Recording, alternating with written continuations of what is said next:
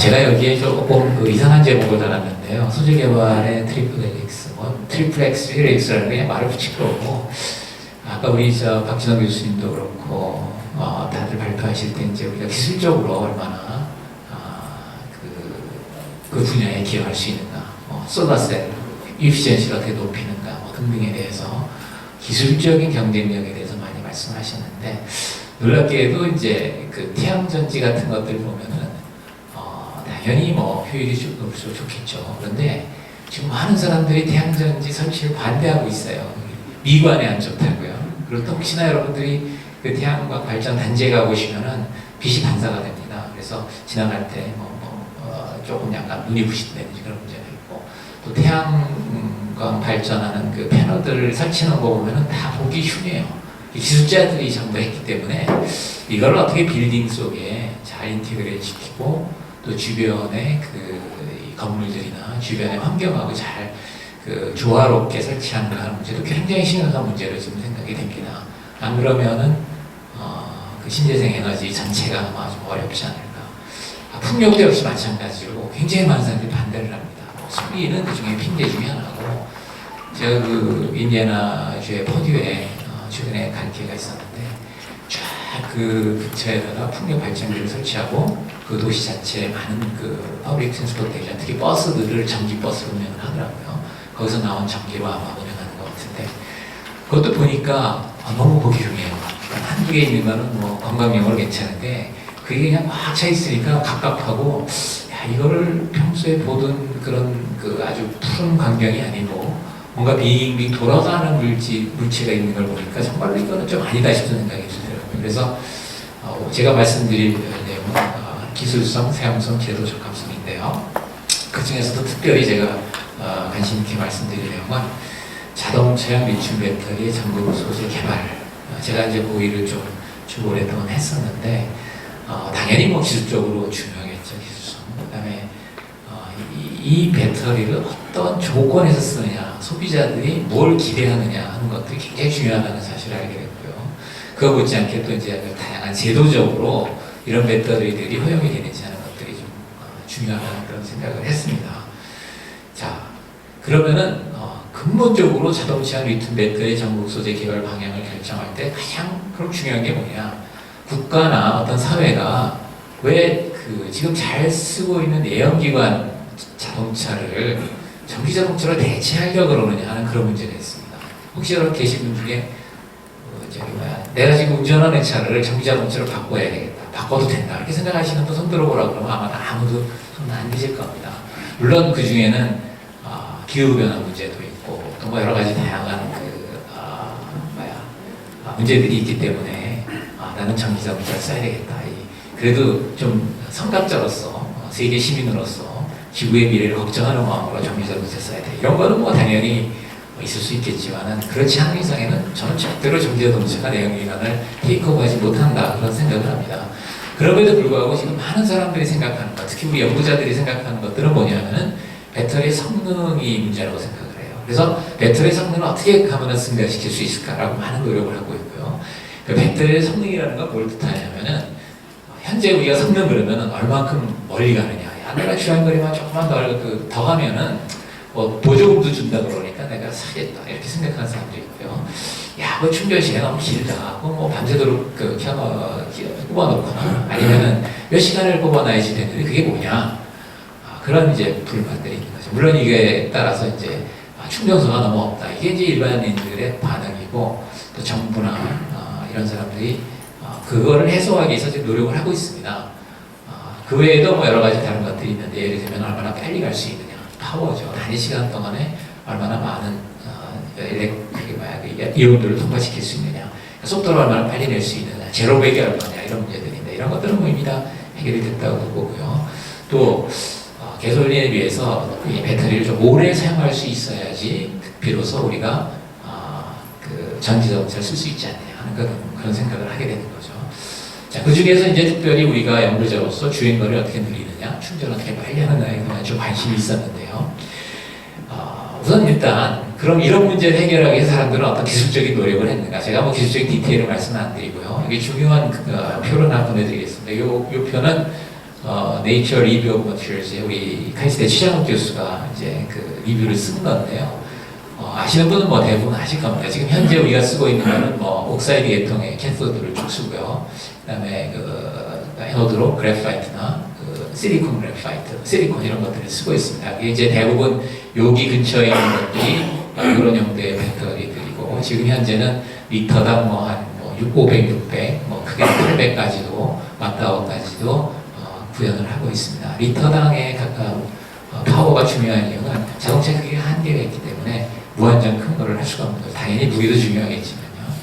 그래서 여기 보시면은 뭐 리튬 코발트 옥사이드라든지 거기다 이제 그래파이트, 그다음에 망간 스파이널 구조를 가진 거예요. 그래파이트, 그다음에 올리린 스트럭처 그래파이트 이런 것들 많이 사용했고요. 최근에는 이제 니켈에다가 NCM, 그다음에 그래파이트에다 실리콘 옥사이드가 들어가 있는 이런 형태의 배터리들로 이제 가급적이면은 주행거리를 느리고 그다음에 충전 시간을 빠르게 하는 쪽으로 가고 있습니다. 다음 세대의 배터리들은 이제 리튬 메탈을 사용하는 그런 배터리들이 이제 많이 나오고 리튬 사우스나 리튬 에어나 리튬 메탈 옥사이드 이런 배터리들이 앞으로 한 2020년부터 이때가 되면은 이제 뭐 리터당 한 킬로와트 아워 정도의 파워를 낼 수가 있고요. 그보다 더 후에 2025년쯤 되면은 이제 소디움 배터리 같은 것들이 나오고 이 리튬 사우스나 리튬 에어 이런 것들이 이제 도미넌트해질 거다라고 이 전문가들이 예측을 하고 있습니다. 그래서 사실상 실제로 그 산업적으로 성공할지 여부는 이제 두고 봐야 되겠죠. 자, 이런 것들이 되도록 하기 위해서는 기본이 되는 일렉트로 머티리얼 자체에 다양한 모폴로지를 분출을 해야 되는데요. 이제 포로스한 것도 있고, 에그리게이션 돼 있는 것도 있고, 코어쉘 구조도 있고, 뭐 그래핀이나 CNT 같은 것들을 집어넣어가지고 어떻게 하면은 일렉트리컬 컨덕티비티도 높이고, 그 다음에 이제 충전 방전에 의해서 발생하는 다양한 스트레스들을 어떻게 잘 해소를 해서 구조적으로 안정된 그러한 그 일렉트로드를 유지하느냐 하는 거, 그 다음에 이제 에너지 덴시티를 높이느냐 하는 그런 문제들을 이제 동시에 다 해결을 하려고 노력하고 있고요. 특히 이제 배터리의 그 사이클 스테빌리티, 어떻게 하면은 차징, 디스차징을 많이 해도 성능에 저하가 없는가 하는 그런 문제들을 이제 쭉 생각을 하고 있습니다. 그래서 이제 저희 실험실에서 그동안에 좀 많이 했던 일들은 가장 간단하게 이제 소프트에다가 다양한 그 이제 아이온들을 집어넣고 소니케이션을 시키고 거기에서부터 이제 나오는 액정들을 갖다가 우리가 반응을 시킨 후에 우리가 원하는 다양한 구조들을 만들어 보겠다 하는 것들이고 그것들이 지금까지 상당히 실험실적으로 성공적이었고 여러 가지 순도 문제라든지 그다음에 생산량의 문제라든지 그다음에 이제 컴포지션을 컨트롤한다든지 모플로지를 컨트롤한다든지 이런 것들을 전부 충분히 할 수 있다는 걸 보여줬고요. 그런 것들을 저희가 잘 정리해서 이제 그 리뷰 페이퍼를 하나 쓴 게 있습니다.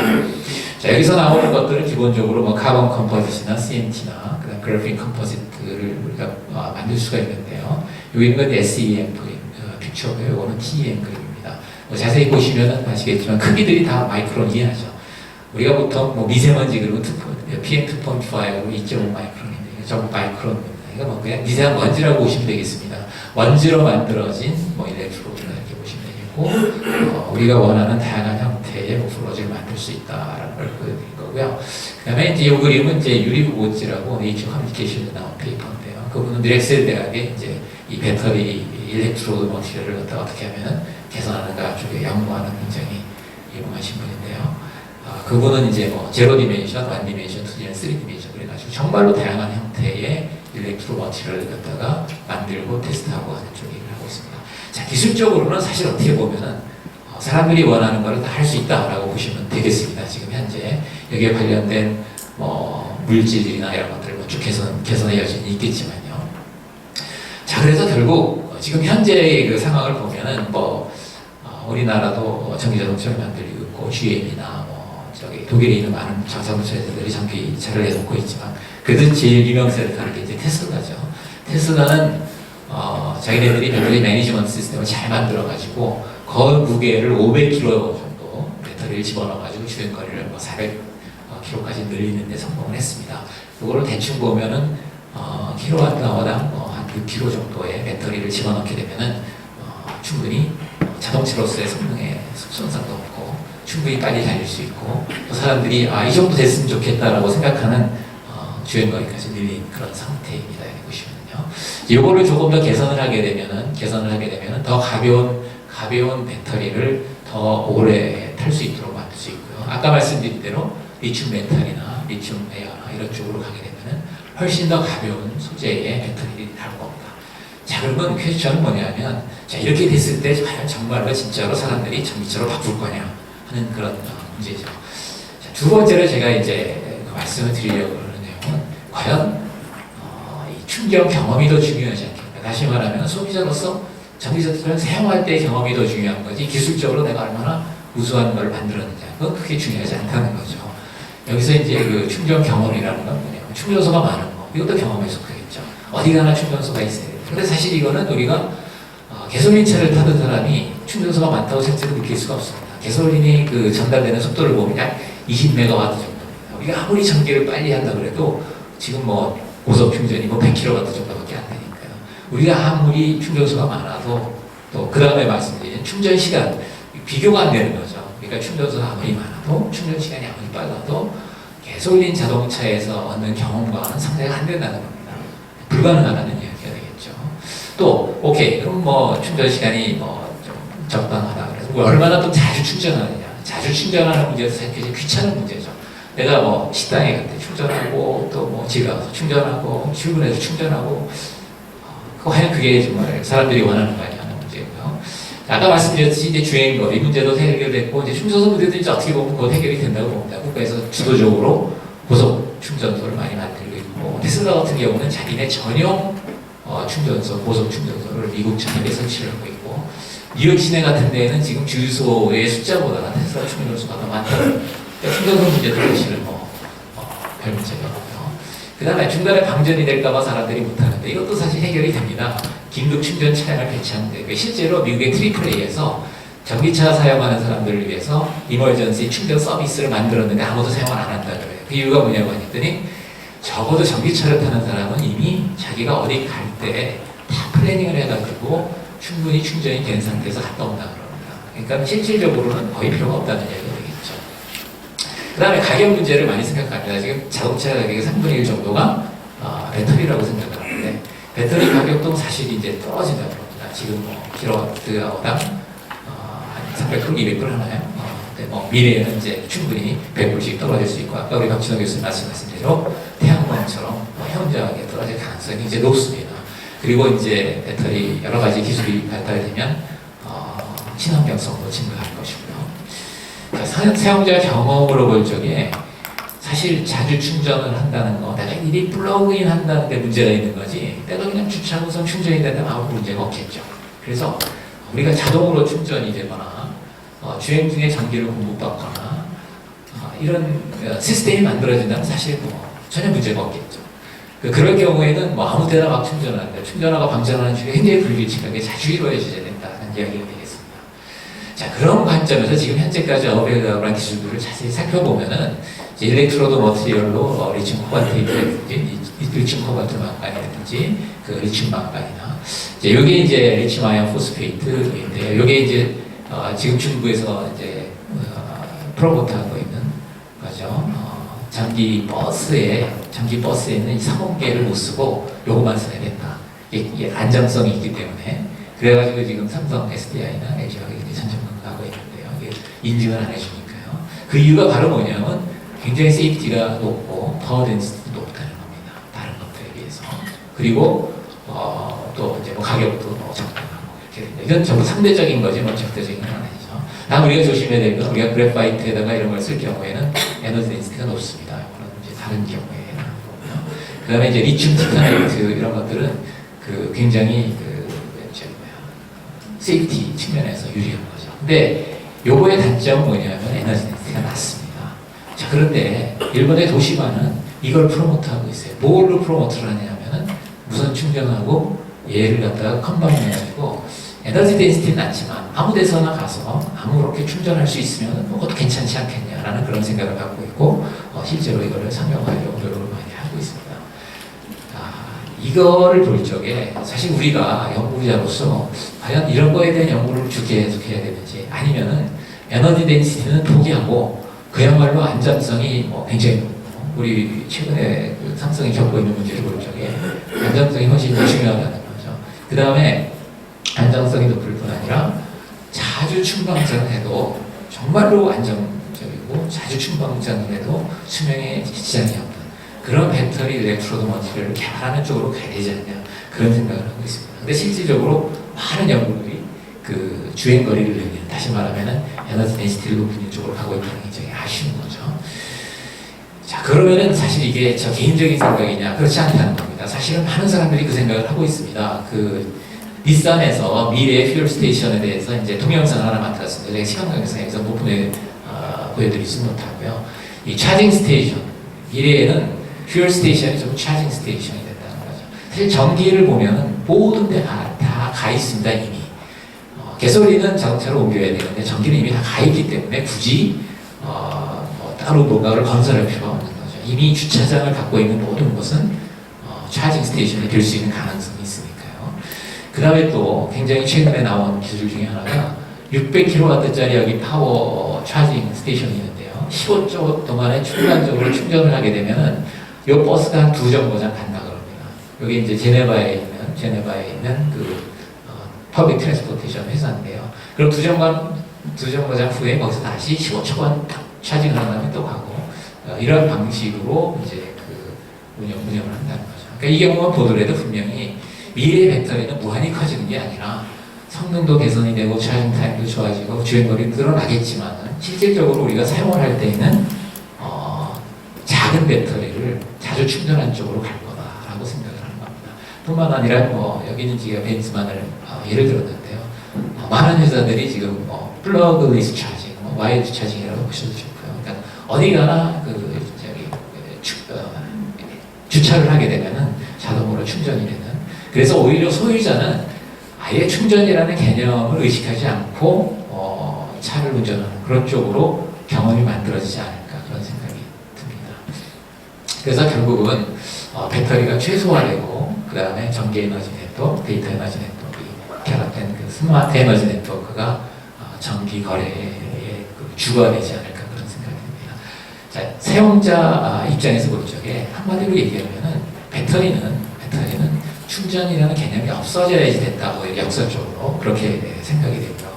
그 다음에 제도적으로도 굉장히 중요하다는 것을 아까 말씀드렸듯이 배터리 폭발 문제 등등을 통해서 아셨듯이 우리가 앞으로는 폭발하지 않는 배터리, 그러니까 폭발을 전혀 가능성이 없는 배터리를 만드는 게 아마 더 이상적이겠죠. 그래서 안전 규정이라든지 배터리를 이제 앞으로 많이 쓰게 되면은 어떻게 폐기하는 문제도 굉장히 심각합니다. 많은 사람들이 폐기된 배터리를 ESS, 에너지 스토리지 시스템에 쓰겠다라고 그러는데 그것도 한계가 있는 거죠. 그 다음에 또 이제 그 배터리 그 물질 자체가 그 원유와 같이 한 군데 있게 되면은 리소스의 에너지, 자원의 문제도 또 발생을 할 것이고요. 또 재정 책임법은 굉장히 엄하기 때문에 요즘에는 컴퓨터에 대해서는 별 불만이 없는데 컴퓨터가 좀 에러가 있으면 그냥 껐다 키면 되잖아요. 자동차라든지 스마트폰이라든지 이런 거에 에러가 생기면 굉장히 불만이 많죠. 그래서 그 전기차 등장은 단순히 내연기관을 교통수단으로 전기 모터로 교통수단이 변경되는 게 아니라 우리 문화 전체가 바뀐다 이렇게 됩니다. 여기 제가 썼는데요, 넘어가고요. 그래서 제가 말씀드린 내용의 결론은 우리가 연구자로서 기술적인 연구 물론 당연히 해야 되겠죠. 효율도 높이고 다 해야 되겠는데 그 과정에서 그 사용성하고 제도성을 오히려 더 중요하고 그거에 따라서 우리가 그때그때 연구의 전략을 바꿔야 되겠다는 게 저희 그 개인적인 생각입니다. 예, 감사합니다.